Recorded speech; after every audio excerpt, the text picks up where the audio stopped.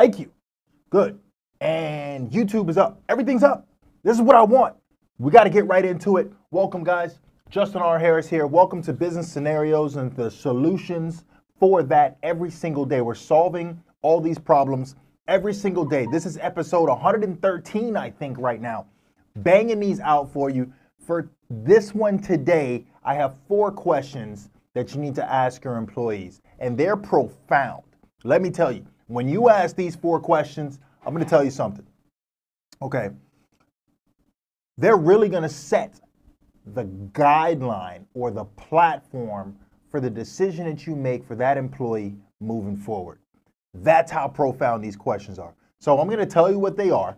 Before I do that, you know what I want you to do? I want you to go over to YouTube if you're not on there, if you're on LinkedIn. If you're on YouTube, you know what I need. I need you to hit the like, subscribe, and follow. Do that. Hit the notification bell, do all that great stuff. Like my videos. I need that, okay?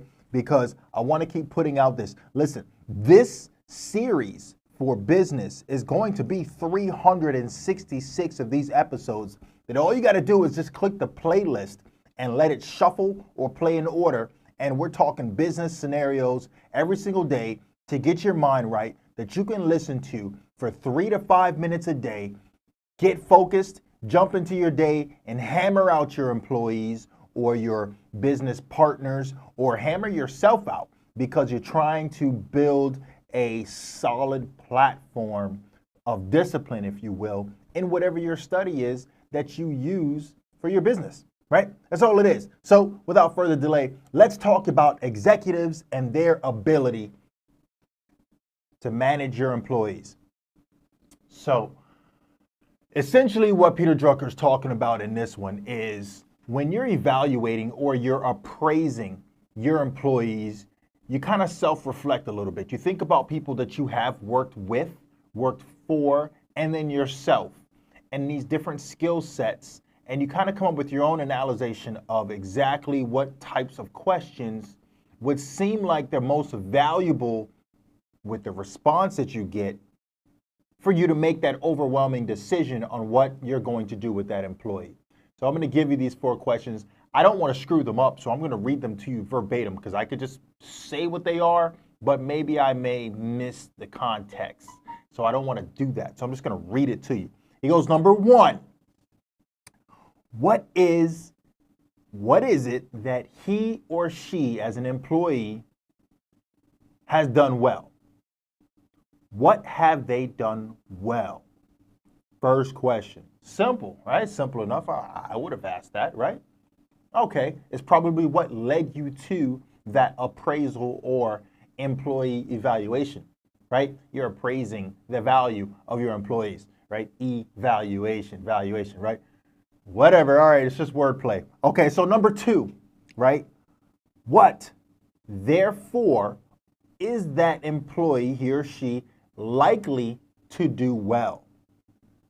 What are they likely to do well, right? So you're thinking about within the scope of whatever it is that they're doing at your discipline, I'm going to say, whatever your business is, whether it's retail, hopefully you don't have a sweatshop, whatever it is that you have and your employees are working assembly line or what have you, delivery, cutting lawns, who knows, right? What is it that they've done well and what are they capable of doing well, right? So those are your first 2 questions. 1, what is it that they have done well, right? And then 2, what would they be able to do well or likely to be able to do well? So those are the 2 things. They seem very similar, right? But they're actually not, all right? Here's number 3. Here's where we start digging, right? He says, what does he or she have to learn or acquire to be able to get the full benefit or potential of their strength?